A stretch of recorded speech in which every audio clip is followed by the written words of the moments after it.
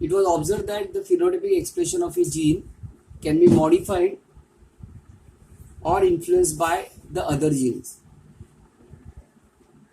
Middle ने ये observe किया कि फिनोटाइपिक एक्सप्रेशन है और फिर ये जीन जो है ना इसमें कुछ तो कुछ मॉडिफिकेशन होते हैं और बाकी के जीन उसको इन्फ्लुएंस करते हैं.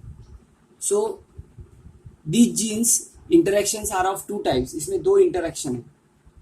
फर्स्ट है इंट्राजेनिक इंटरेक्शन और दूसरा है इंटरजेनिक इंटरेक्शन.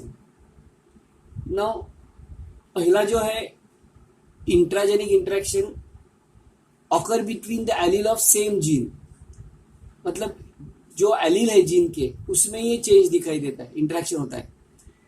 इसमें आता है इनकम्प्लीट डोमिनेंस और को डोमिनेंस. मतलब कंप्लीट डोमिनेंस नहीं दिखाता है या थोड़ा रिसेसिव थोड़ा डोमिनेंस का कैरेक्टर दिखाता है. It also occur between the multiple allele series of A gene. Intergenic interaction occur between the allele of different gene. ये अलग अलग जीन पे दिखाते हैं लेकिन अलग अलग एलील के जीन्स पे दिखाता है. प्रेजेंट ऑन दी सेम और डिफरेंट क्रोमोसोम. एक ही क्रोमोसोम के डिफरेंट लोकेशन पे. Example pleiotropy, polygenes, epistasis, supplementary and complementary genes. So अभी हम लोग इनकम्प्लीट डोमिनेंस देखेंगे. इनकम्प्लीट डोमिनेंस का मतलब क्या है? In the incomplete dominance both the allele of an allomorphic pairs express themselves partially. मतलब इनकम्प्लीट डोमिनेंस में एलील के जो दो जीन्स है वो दोनों जीन्स अपना अपना एक्सप्रेशन पार्शियली दिखाता है, कंप्लीटली नहीं दिखाता है. डोमिनेंस का कैरेक्टर पार्टली दिखाता है. इसको हम लोग इनकम्प्लीट डोमिनेंस बोलते हैं. So one allele can not suppress the expression of the other allele completely. मतलब एलील के ऊपर जो एक जीन है वो दूसरे जीन का एक्सप्रेशन सप्रेस नहीं करता है. मतलब दोनों जीन एक्सप्रेस होते हैं, जो कंप्लीट डोमिनेंट भी नहीं रहते, कंप्लीट रिसेसिव भी नहीं रहते. इसको हम लोग इसके लिए हम लोग इनकम्प्लीट डोमिनेंस बोलते हैं. In a such case there is an intermediate expression in the F1 hybrid.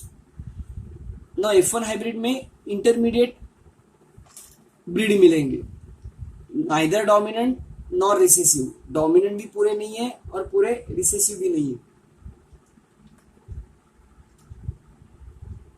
A well-known example is flower color. In a red flower, if a red flower capital R plant is crossed with white flower small r, the flower का name है मार्बिलस जलापा. इस flower में ना red flower capital are है, जिसको हम लोग cross करेंगे व्हाइट फ्लावर स्मॉल आर से, तो F1 offspring we get pink colour, that is capital R small R. So intermediate colour F1 generation में मिला. सो इनकम्प्लीट डोमिनेंस का हम लोग चार्ट देखते हैं. So parent is red flower capital R, white flower small R. Red flower capital R से gamete हो गया कैपिटल आर, व्हाइट फ्लावर से गैमेट हो गया स्मॉल आर. क्रॉस होने के बाद F1 हाइब्रिड में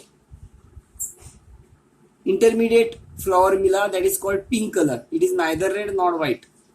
नाउ F1 प्रोजीनी को हम लोगों ने सेल्फ क्रॉस किया. सो अगर इसका गैमेट आया capital R small R, so male और female. So you will get capital R red, capital R small R pink, capital R small R pink and small R white. So इसमें genotypic ratio मिले 1 red 2 pink और 1 white. So ratio मिला 1:2:1. Second जो है that is codominance. Codominance का मतलब क्या है? In codominance both the allele of an allomorph pair express themselves equal in F1 hybrid. मतलब कोडोमिनेंस जो है इसका मतलब है जो भी डोमिनेंट कैरेक्टर है वो डोमिनेंट कैरेक्टर F1 जनरेशन में थोड़ा थोड़ा दिखाएंगे. So that is called as कोडोमिनेंट्स.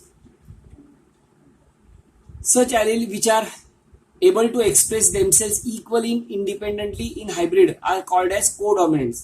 F1 generation में वे इक्वली अपना डोमिनेंस दिखाएंगे दोनों. Thus in codominants both alleles are expressed.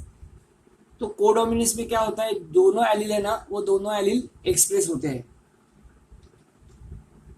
The example of codominance is coat colour in cattle. Cattle का जो कोड कलर है, ऊपर का कलर है. There are two types, one with red coat मतलब रेड कलर है, and other with white coat मतलब white colour है. When red cattle that is capital R cross with white cattle WW, the F1 hybrid is capital R capital W are roan color. The roan have the mixture of red and white. So जो भी F1 generation होगा उसमें red और white का mixture आएगा. Thus both the trade are expressed equally. दोनों trade equally express होते हैं. इन F2 जनरेशन, अगर F2 जनरेशन लेंगे तो red capital R, roan capital R capital W and white capital W produce होते हैं, जिसका रेशियो है 1:2:1. Thus in codominance the genotypic and phenotypic ratio are identical. So codominance में अपने को phenotypic and genotypic ratio identical मिलते हैं. ये रिप्रेजेंटेशन देखेंगे हम लोग कोडोमिनेंस के. नो फिनोटाइपिक रेड कलर है पेरेंट्स का capital R, red colour capital R, white colour capital W. Gamete form हो गए कैपिटल R, गैमेट फॉर्म हो गए कैपिटल W. ना दोनों का F1 जनरेशन में मिला capital R capital W, capital R capital W, मतलब दोनों इंटरमीडिएट कलर मिले. नाउ ये जो F1 जनरेशन है, F1 जनरेशन का हम लोग सेल्फ क्रॉस किया. सेल्फ क्रॉस करने के बाद we get one complete red, two roan color and one white color. So we'll get genotype capital R capital RW and capital W. So ratio मिला 1:2:1. One red, two roan and one white. तीसरा हम लोग part देखें multiple allele.